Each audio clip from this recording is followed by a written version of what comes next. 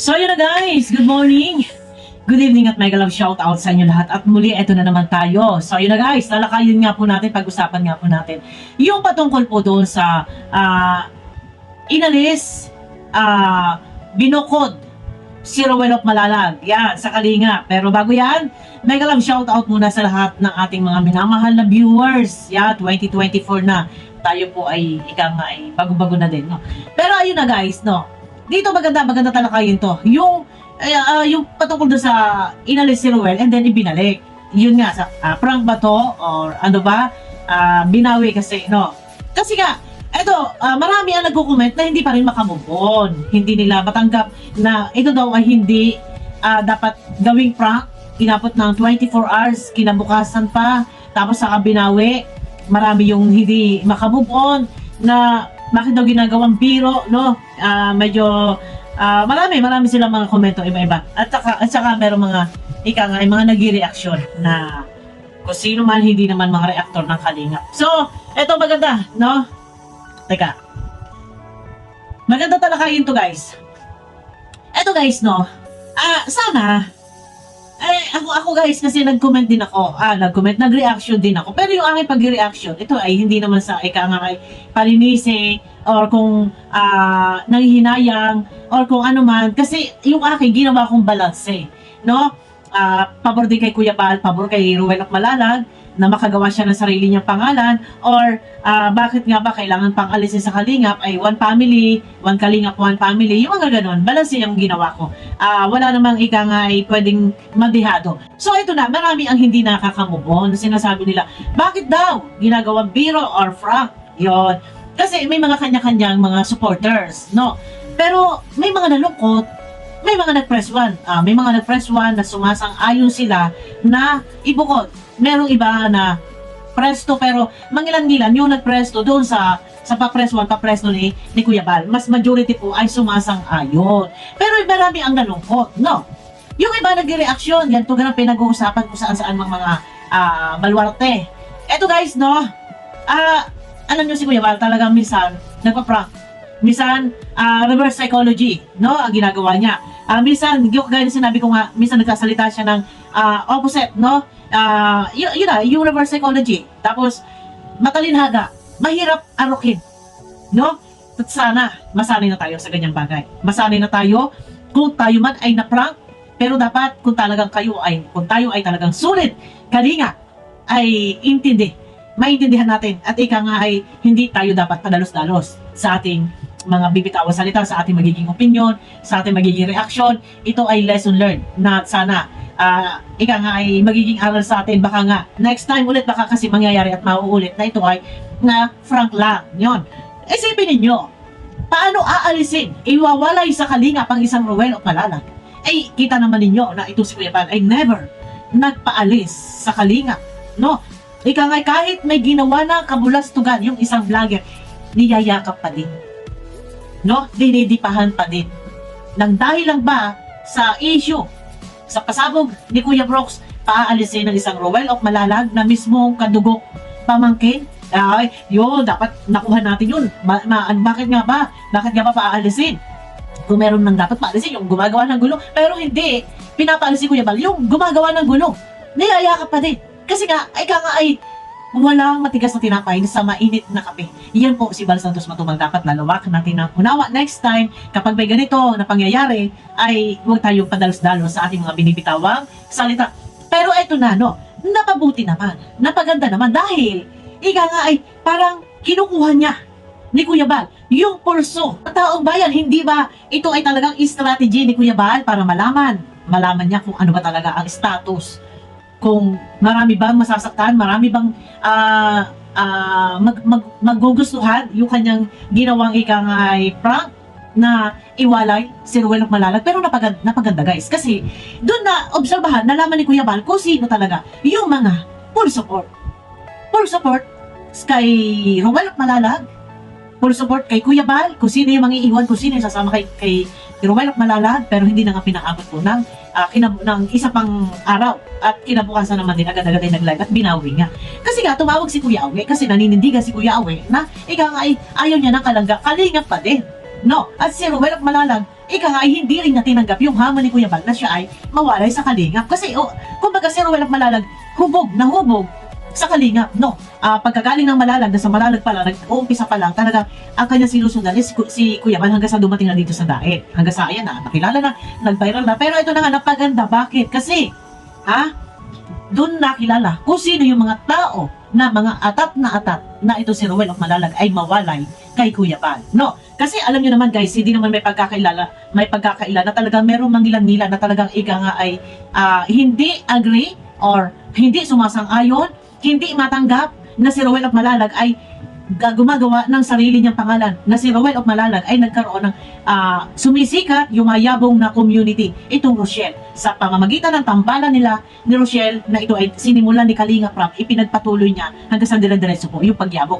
Pero yung sasabihin ng iba, no, ito guys, no, nasasabihin na nagpaparinig na dapat daw lumingon sa pinanggalingan, hindi po nawawala si Ruel, na andyan pa rin, at hanggang sa ngayon ay sinusundan or tinutuloy niya yung ika nga ay nasimulang advokasya ni Kuya Bal, nagsisikap na gumawa ng sariling pangalan. Yun nga lang. At ika nga ay dito sa ginawa ni Kuya Bal na ito, ika nga ay nakilala kung sino yung mga sulit at kung sino yung mga atat na si Ruel of Malalag ay mawala sa piling ni Kuya Bal. Pero sorry at hindi sila nagtagumpay. Maaari ba alisin ang isang Ruel of Malalag na kung yung ibang tao nga po na kung saan nanggaling iba't ibang probinsya ay dumayo sa Daet, no? Para makipag-collab, matrain, mag-behind the scene, pero hindi nagagawa ng paraan ni Kuya Bal na aksyonan at palayasin. Diba? Ito pa kayang isang Ruel of Malalag ang ihiwalay sa Kalingap? Next time, siguro mas maganda pag-isipan natin mabuti, pag-aralin natin na bakit nga ba mangyayari na si Ruel of Malalag ay iwalay. Samantalang yung ibang tao ay patuloy na niyayakap. No? Medyo marami ang nawendang, marami ang hindi matanggap na sinasabi nila, Frank, hindi daw dapat ganun yung Frank.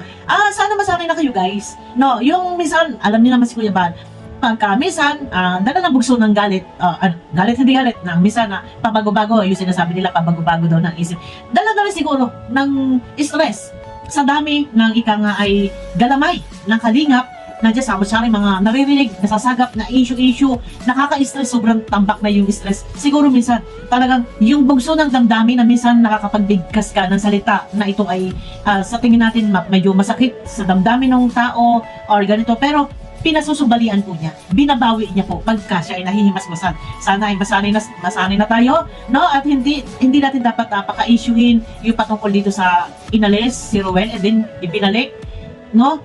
Kasi nga, guys, hindi ba pwedeng kinukuha niya lang yung pulso ng taong bayan kung ano ba talaga ang status, saan mas marami yung nagmamalasakit, nagmamahal, majority, nandun kay Ruel of Malalag, ang daming nagmamalasakit, ang daming naaawa, pero marami din po nag-press one na sumasang-ayon sila na ibukod na. Pero ito guys, no, ito kay Ruel of Malalag, napakaganda pa din na kahit anong mangyari, kahit na patuloy yung pagyabong at patuloy ang suporta ng mga viewers, ng mga fans ni Ruel of Malalag, ika nga ay naandyan si Ruel of Malalag at naninindigan siya ay Kalingap at hindi niya po tinatanggap yung hamon ni Kuya Bal na kahit ito ay ika nga isang biro or kinukuha lang ni Kuya Bal yung simpatya, yung pulso na taong bayan, hindi niya po yan tinanggap.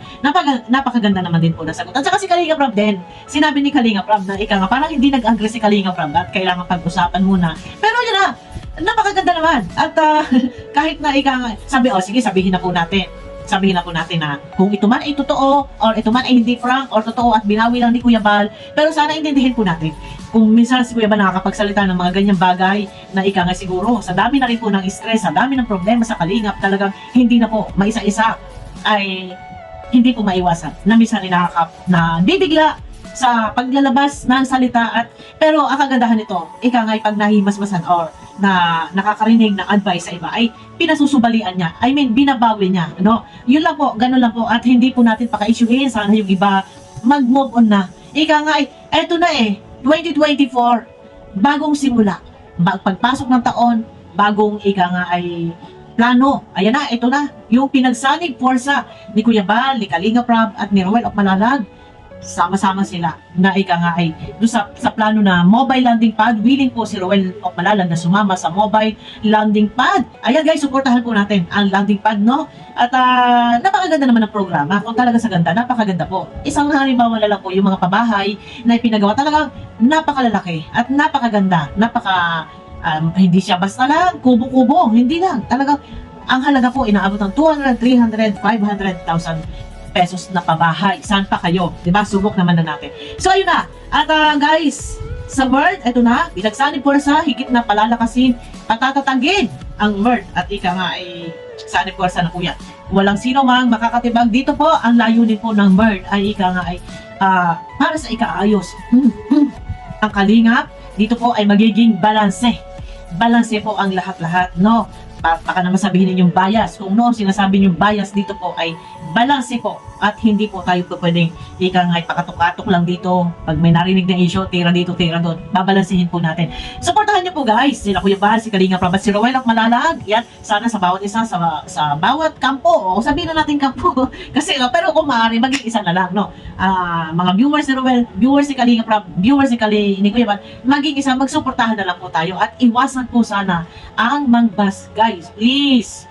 Yung isang video ko, ini-off ko po yung comment section dahil talagang samu-saring pangbabas, iwasan na lang po natin yung pangbabas na sa gano'n naman po, hindi naman po ako napupuruhan, ako po ang nalilintikan kahit naman po maganda yung ginawa kong video. Sa bagay, naiintindihan ko po kayo at opinion nyo yan. Tayo po ay may freedom of speech, malaya tayong magsalita, magpahayag ng ating damdamin at tayo may kanya-kanyang kaisipan, kanya-kanyang opinion, pananaw sa buhay, naiintindihan ko po kayo sa part na yan. Pero yun na nga po, kung maaari po ay mag-comment na lang po ng ika nga ay hindi po makakasakit sa damdamin.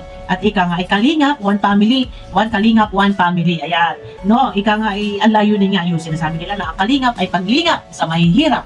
Pero bakit nga ang daming issue? Ang tanong, bakit nga ba?